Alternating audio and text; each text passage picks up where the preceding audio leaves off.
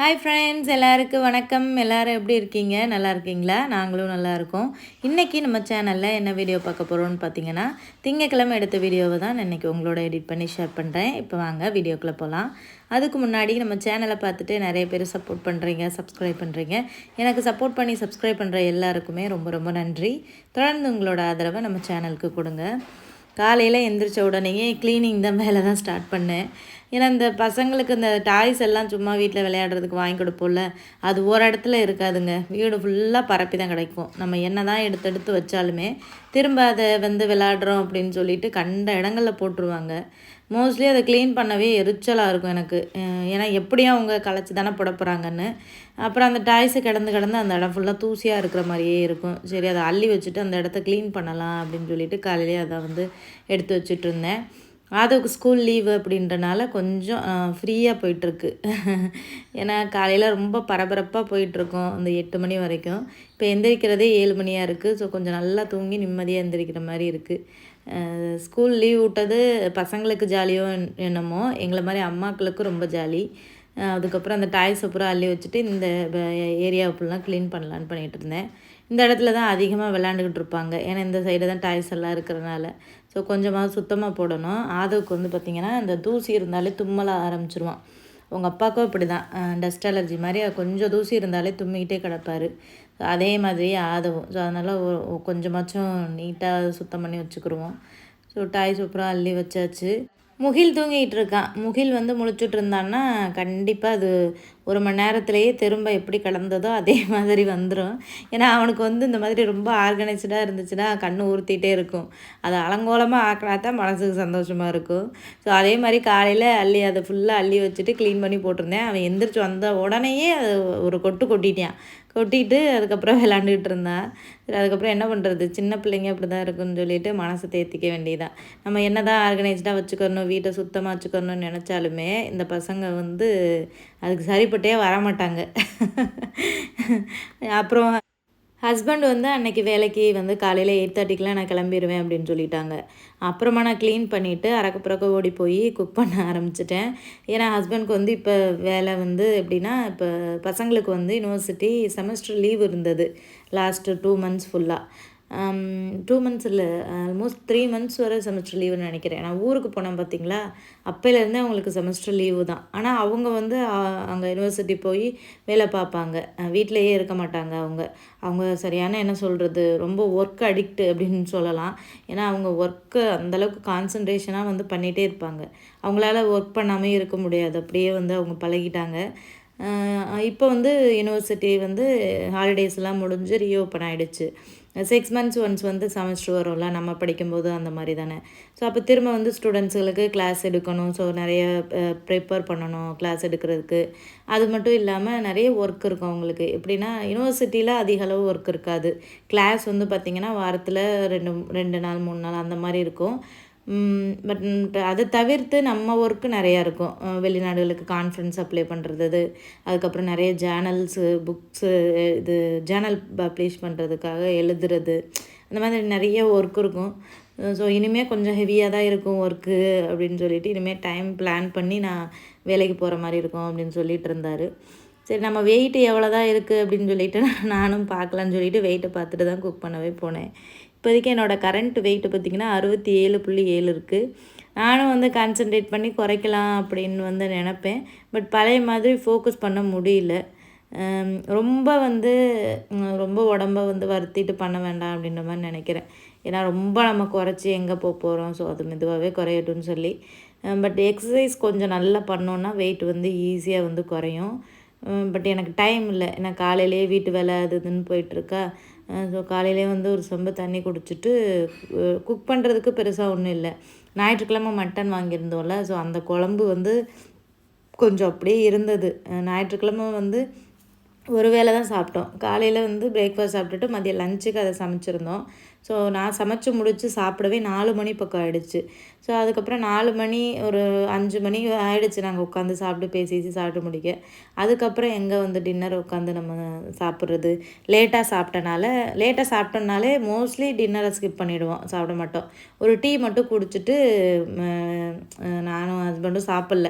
பசங்களுக்கு மட்டும் கொஞ்சம் சாப்பாடு வச்சு ஊட்டி விட்டேன். ஸோ அதனால் ஒரு வேளை சாப்பிட்டனால மட்டன் குழம்பு அப்படியே தான் இருந்தது.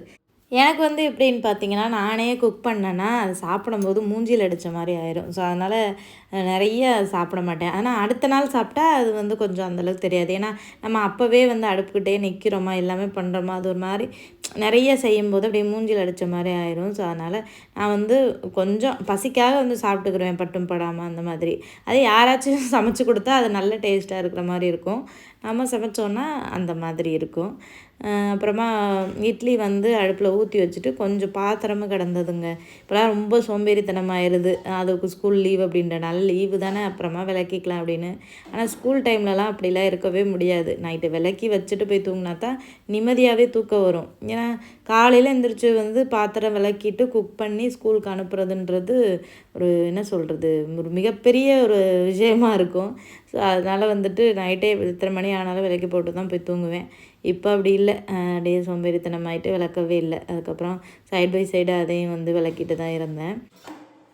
சில பேர் கேட்குற விஷயம் என்னென்னா, உங்களுக்கு எப்படி ப்ரூனையில் வந்து வேலை கிடச்சிது, அதுவும் ஸ்பெசிஃபிக்காக டீச்சிங் வேலை உங்களுக்கு எப்படி கிடச்சிது, அதை பற்றி வீடியோவில் சொல்லுங்கள் அப்படின்னு சொல்லிட்டு நான் நிறைய வீடியோஸில் வந்து ஷேர் பண்ணியிருக்கேன். ஆனால் புதுசாக வர சப்ஸ்கிரைபர்களுக்கு தெரியறதில்ல. நான் பழைய வீடியோஸ் போய் பார்க்குறாங்களா என்னன்னு தெரியல. இருந்தாலும் நிறைய பேர் வந்து கேட்குறீங்க. யூடியூப்லேயும் சரி, இன்ஸ்டாகிராம்லேயுமே டிஎம் பண்ணுவீங்க, எங்களுக்கும் சொல்லுங்கள், நாங்களும் ட்ரை பண்ணிகிட்ருக்கோம், வேலை தேடிட்டுருக்கோன்னு. இது வந்து எப்படின்னா, சில பேர் எந்த வெப்சைட்டில் பார்த்தீங்க அது முதற்கொண்டும் கேட்பீங்க. இது வந்து எப்படி என் ஹஸ்பண்ட் வந்து பார்த்தாங்கன்னா, ரேண்டமாக நம்ம கூகுளில் வந்து செக் பண்ணுவோம்ல, இது வேலைவாய்ப்பை பற்றி வெளிநாடுகளில் வந்து நம்மளோட குவாலிஃபிகேஷனுக்கு ஏற்ற மாதிரி அப்படி வந்து சர்ச் பண்ணும்போது எதார்த்தமாக அமைஞ்சது தான் இந்த ப்ரூனை கண்ட்ரி. இந்த நாட்டுக்கு தான் வேலைக்கு போகணும் அப்படின்னு சொல்லிவிட்டு என் ஹஸ்பண்ட் வந்து பார்க்கல.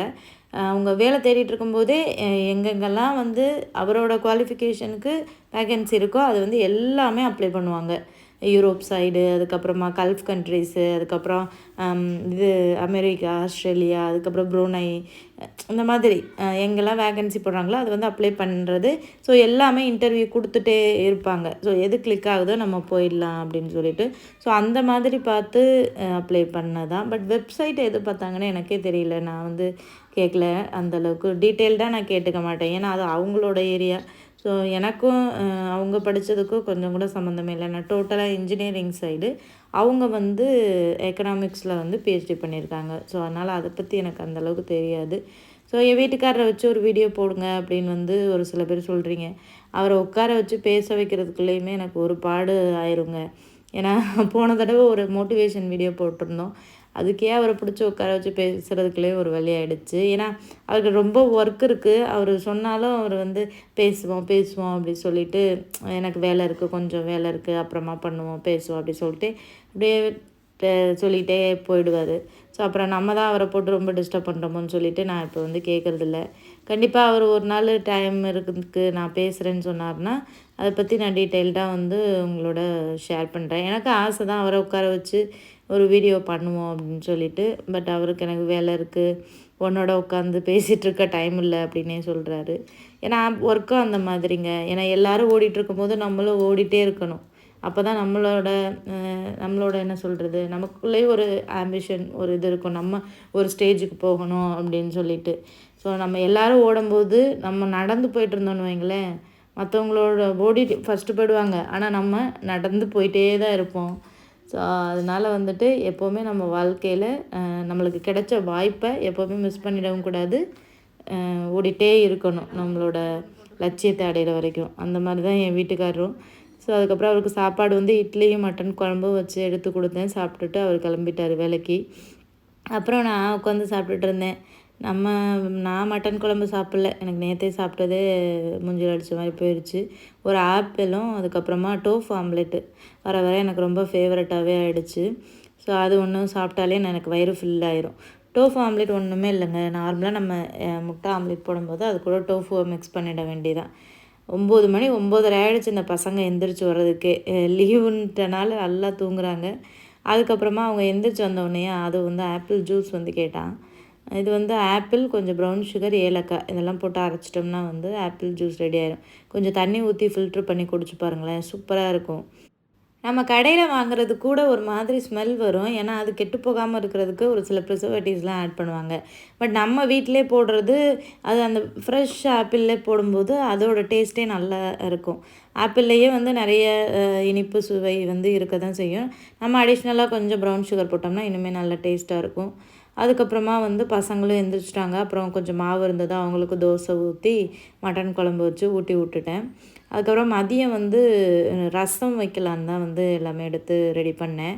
ஏன்னா சண்டே வந்து நல்லா ஹெவியாக சாப்பிட்டனால அடுத்த நாள் கொஞ்சம் வந்து சிம்பிளாக சாப்பிடுவோம் அப்படின்னு சொல்லிட்டு ரசம் சாப்பிடும் போல் இருந்தது. நான் வீட்டு வேலையெல்லாம் முடிச்சுட்டு ரசம் வச்சுக்கிட்டு இருந்தேன். அதுக்குள்ளேயே வீட்டுக்காரர் வந்துடுவாருங்க. காலையில் அப்போ தான் சாப்பிட்டுட்டு போகிற மாதிரி இருக்கும். நான் வந்து பசங்களை எழுப்பி விட்டு சாப்பாடு கொடுத்து அதுக்கப்புறமா வந்துட்டு ஒரு ஷார்ட்ஸ் போடுவேன் யூடியூப்பில் எடிட் பண்ணி பேசி. அதுக்கப்புறமா கொஞ்சம் பாத்திரம் கிடக்குமா, அதை கழுவிட்டு அடுத்து சமைச்சிக்கிட்டு தான் இருப்பேன். அதுக்குள்ளே வந்துடுவார். டைம் பார்த்தா 1 மணி இருக்கும். அப்படியே கடன்னு போயிடும். வந்தோடனே கேட்பாரு, இன்னும் சமைக்கலையா, வீட்டில் இருந்து அப்போ என்ன தான் பண்ணுற அப்படின்னுவார். அப்போ அதுக்கே எங்கள் 2 பேருக்கு சண்டை வரும்.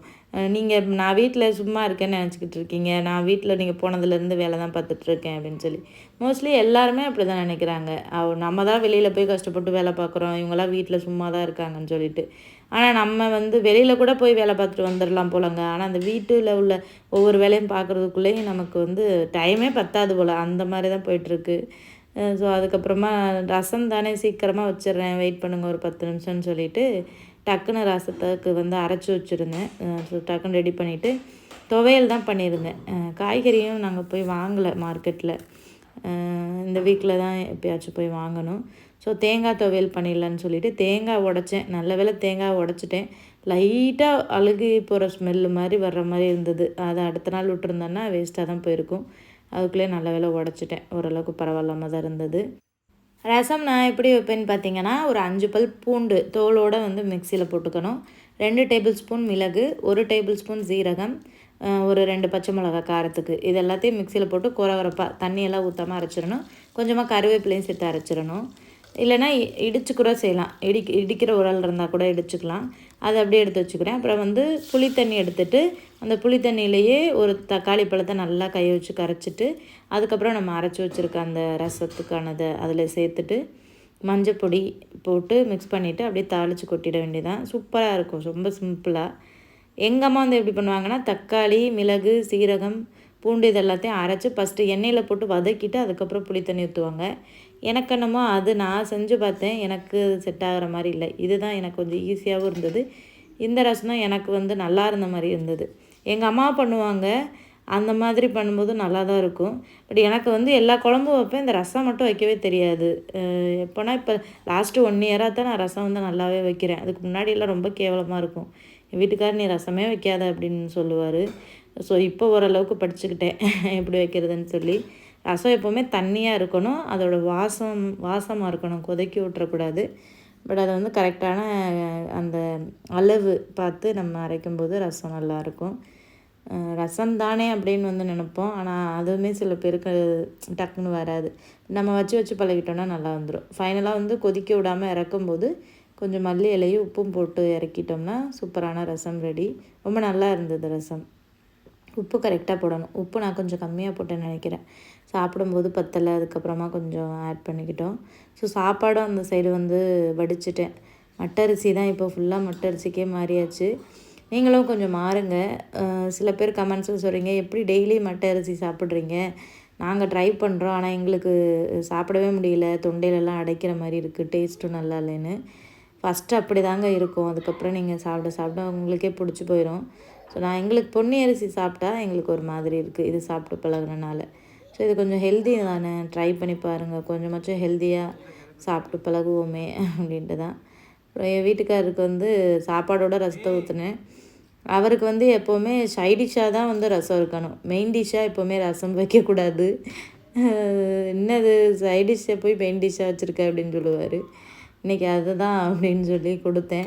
எனக்கு வேணாம், எனக்கு மட்டன் குழம்பு இருந்தால் எடுத்துகிட்டு வா அப்படின்னு சொன்னார்.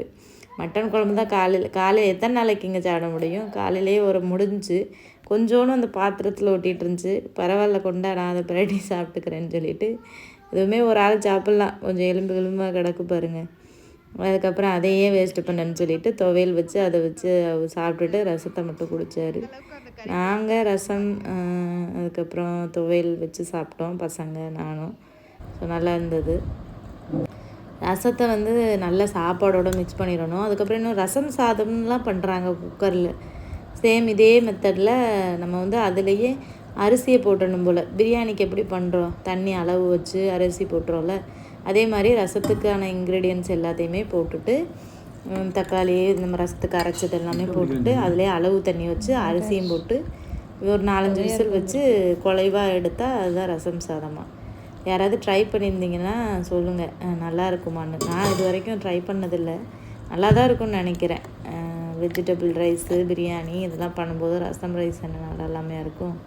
அதுக்கப்புறமா துவையல் வந்து எல்லா சாப்பாடுக்குமே நல்ல காம்பினேஷனாக இருக்கும். இதுதான் பார்த்திங்கன்னா என்னோடய லஞ்சுக்கு நான் எடுத்துக்கிட்ட சாப்பாடு. அதுக்கப்புறம் நைட்டுக்கு வந்து டின்னருக்கு நான் வந்து ராகி கூழ் தான் வந்து எடுத்துக்கிட்டேன், கொஞ்சம் தேங்காய் நாட்டு சர்க்கரையெல்லாம் போட்டு.